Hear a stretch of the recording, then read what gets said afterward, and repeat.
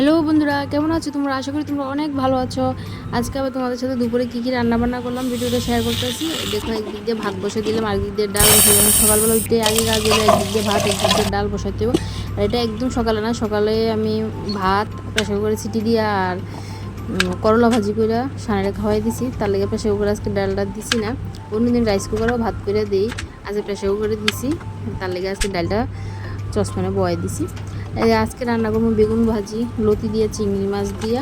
আর আজকে না সকালবেলা সানের টিফিনে দিয়েছিলাম ডিম বিরিয়ানি করে দিয়েছিলাম। সানে কালকে করেছিল যে মা আমার কালকে ডিম বিরিয়ানি করে দিও, ওইটাই টিফিনে দিছি। আর খাইয়া গেছে করলা ভাজি, ভাত খাইয়া গেছে। সকালবেলা তো অল্পই খাইয়া যায়, তারা তো অনেকক্ষণ টাইম ভাত খাওয়াই দিই, আবার ভালো একটু টিফিন দিয়ে দেওয়া লাগে, নাহলে এতক্ষণ টাইম তারা থাকবো কীভাবে।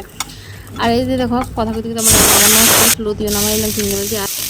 আর আজকে যে সকালবেলা ডিম বিরিয়ানিটা করছিলাম ছায়া লেগে, ওইখানে একটু বেশি করে করছিলাম, ডিম বিরিয়ানি রয়ে গেছে।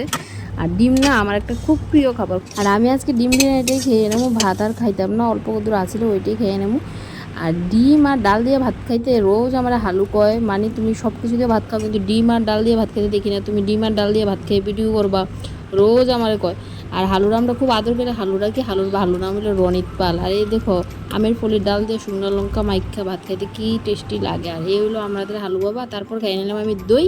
আজকের মতো ভিডিও এতটুকু, টাটা, বাই বাই।